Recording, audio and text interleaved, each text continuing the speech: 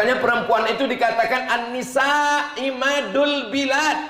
Perempuan itu tiangnya negeri, tiangnya Indonesia. Ini laki-laki apa perempuan? Perempuan, bukan hadis. Bagaimana menumbuhkan kecintaan pada sholat dan membaca Al-Quran. Kalau ada orang tidak sholat, suami nggak sholat, istri nggak sholat, Ustadz Somad tolong ceramahnya tentang sholat. Kenapa gitu bu? Suami saya nggak sholat. Kok bisa ibu nikah sama dia? Saya dulu nggak sholat juga.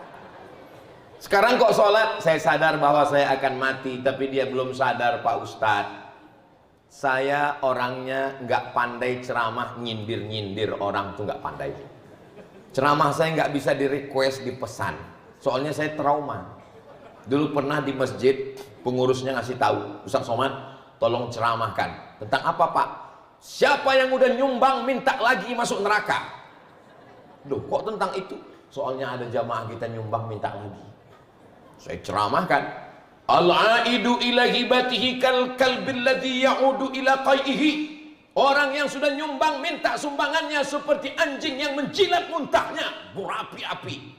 Selesai acara, pengurusnya datang. Mohon maaf Pak Ustadz, yang disindir nggak datang. Jadi saya nggak mau model begitu. Tadi saya tanya ini tema kita tentang apa? Saya lihat bagaimana menumbuhkan sholat. Inna awwala ma yuhasabu bihil abdu yaumal qiyamah. Yang pertama kali nanti dihitung, dihisap pada hari kiamat. Enggak dulu golongan 4A, E, C, D. Enggak ditanya, waktu meninggal dulu kamu sampai jenderal bintang 4, bintang 7. Enggak ditanya, kamu dulu orang kaya, miskin, susah melarat, harta benda. Nanti pertanyaan itu. Pertanyaan yang pertama adalah sholat, bukan somat. Makanya anak kita yang pertama kali diperintahkan, muru auladakum bis shalah wa hum abna'u sab'a sinin. Suruh anak kamu sholat ketika berumur 7 tahun.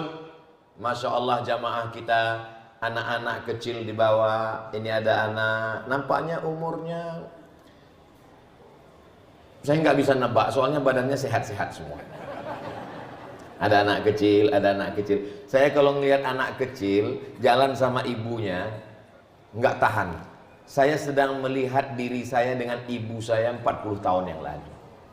Saya selalu dibawa ngaji. Ada orang nikah saya ikut, orang meninggal saya ikut, orang khitan saya ikut, apapun acara ikut. Ibu saya baca Maulid Barzanji. Ustadz kok ikut terus? Ada telur ayamnya. Ada ulama ibu saya bawa minta doakan Ustadz. Makanya kalau hari ini ada tausiah, saya melihat ada sedang naik mobil, nampak ibu-ibu bawa anak. Saya sedang melihat, kenapa dunia ini dengan berbagai macam ujiannya tetap bertahan?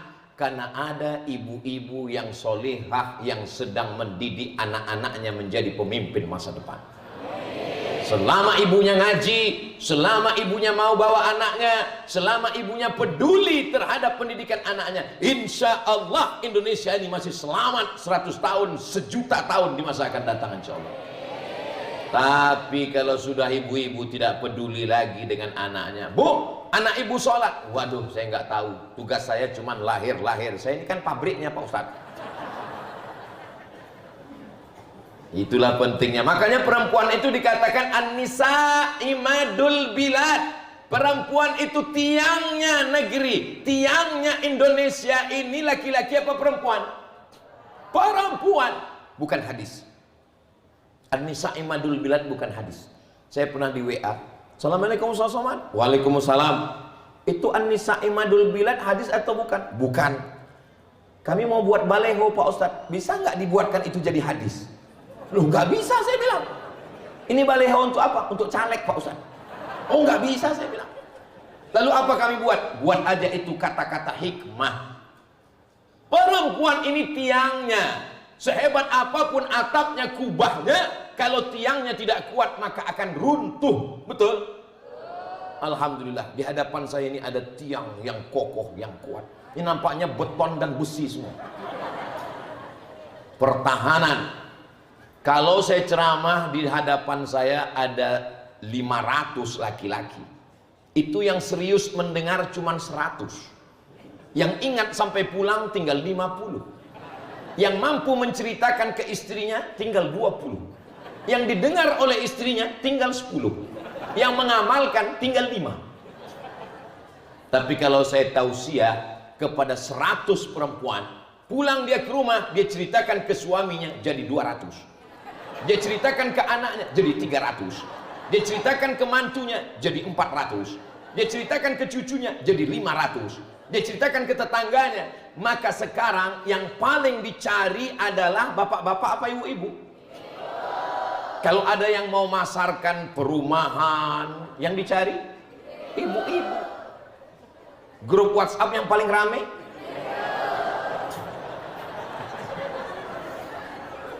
saya ketemu dengan bapak-bapak. Ustaz Abdul Somad nanti sebelum tausiah mampir ke rumah kami. Siap. Begitu datang penampilan si bapak pakai jaket kulit, pakai celana jeans.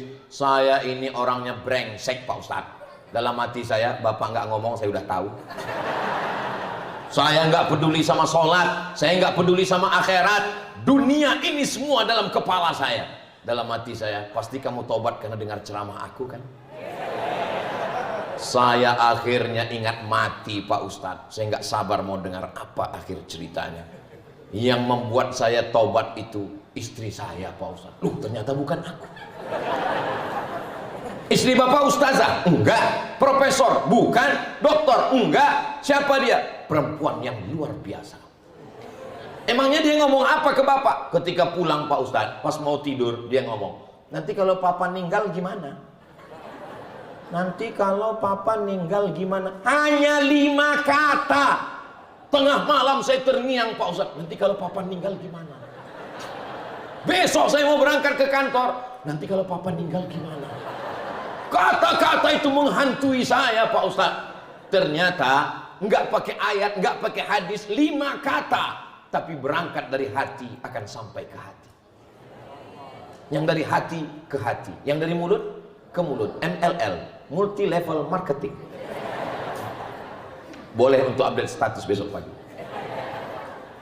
Jadi jangan remehkan perempuan, jangan sepelekan perempuan. Man ala salasa banatin, siapa yang membesarkan, merawat, mengayomi, melindungi 3 anak perempuan, fa'addabahunna, dididik dengan baik, wa zawwajahunna, nikahkan dengan orang baik-baik, wa ahsana ilaihinna, buat baik sampai mati, falahul jannah, maka surgalah baginya. Ibu-ibu yang punya anak perempuan 3 orang angkat tangan. Masya Allah udah punya tiket ke surga. Lalu datang seorang sahabat, ya Rasulullah saya cuma punya anak perempuan 2 orang. Yang 2 pun masuk surga juga, tapi yang 1 nggak ada. Jadi kalau yang masih 1 pulang dari sini tambah 1 lagi. Bapak setuju? Siapkan.